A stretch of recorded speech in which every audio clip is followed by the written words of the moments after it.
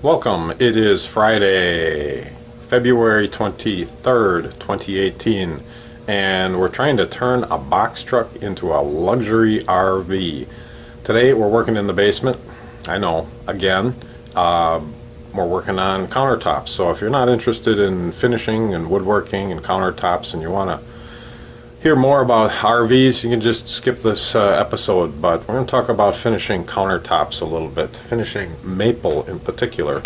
As you know, I've made a maple countertop. There's a top for the refrigerator cabinet here, and there's a top for the sink base over there, and I've got a number of other pieces, accent pieces I guess you'd call them, that are in maple as well.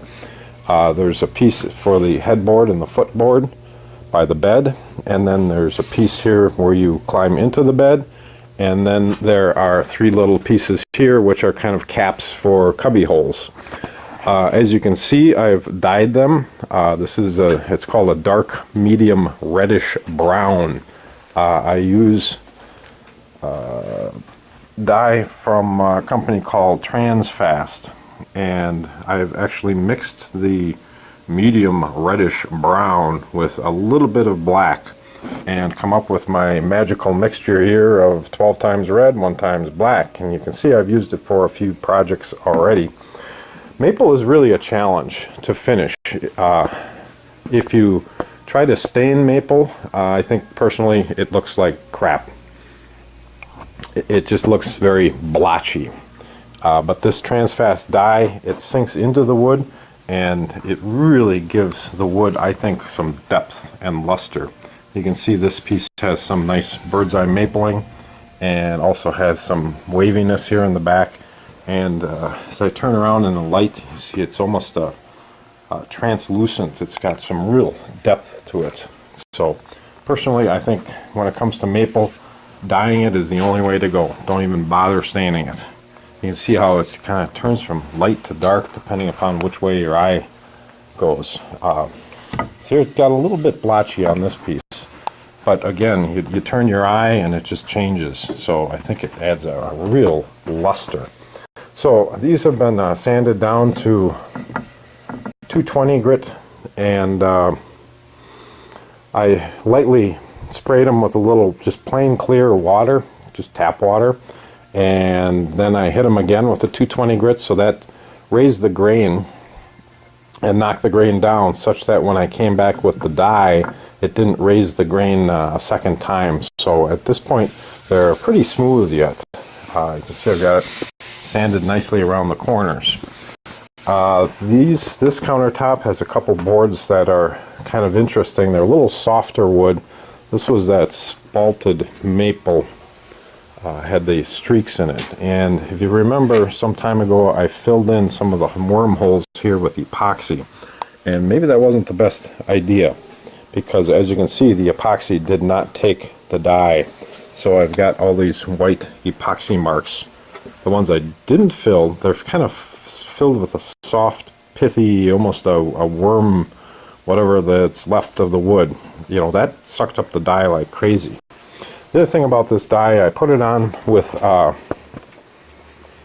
old foam brush that actually was a kind of a scrap from finishing, so I just threw it away. And I really put it on heavy. It just really let that soak in and went over it, kind of worked it in and let it suck up all the dye that it wanted to.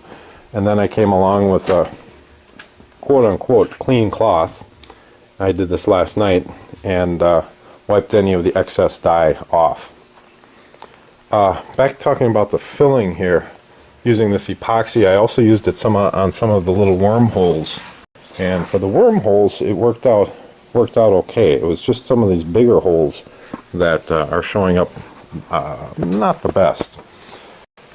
I think what I'm going to try to do is just literally take a Sharpie and color these over before I finish it, just to let them blend in a little bit better. I also used another type of filler. This stuff I've had around for a long time. It's called plastic wood. This is kind of interesting stuff because you open the can upside down, and this is the way it's meant to be. And I guess it lasts longer this way. You take this stuff out and you start to work it, you get about 5 minutes and it turns to a rock. So you got to work it quickly. And I did a few spots here, and you can see here too, it didn't really suck up the dye very well. And these two spots, they kind of show. Same thing here on the end, there was a couple of little voids that I filled in, and they too did not take up the dye. Same thing on this piece, there was a little void on the end here, and although the can says it takes stain, and maybe it does take stain, but it sure doesn't take dye. And here too, there's two little spots. You can see I just used my finger. Obviously I didn't get it all off, and those two little spots show up as well. I'm not going to worry about it. I'm not going to lose sleep about it. You know, this isn't a fine piece of furniture. It's going into an RV after all. But, you know, I'm trying to do the best job I can, trying to make it look beautiful and luxurious.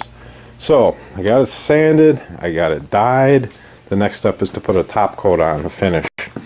I'm kind of torn between using either this Balin's Rock Hard.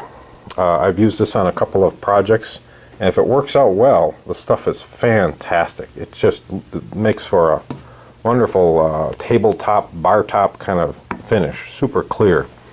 And my good old reliable standby here, Armor Seal, you can't go wrong. I've got a half a can of this left, so I was thinking is maybe I'll start with this and put 3 or 4 coats of this on, and then just do a top coat of this as a finish coat.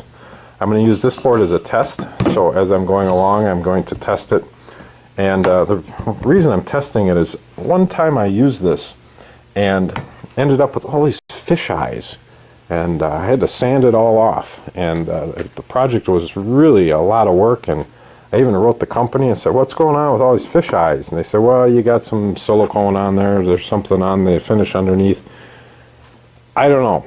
I don't know. It just seemed like something with the finish was a little funky. So I might not use that. I might do the sample. I might just do the top coat. Stuff's very expensive too. So, you know, I could buy another quart and do the whole thing with this, but the stuff is a little more economical. And again, this stuff is just foolproof. This is a known entity, so I'm definitely going to start with this. I may or may not finish up with this. Alright, enough said. Until next time.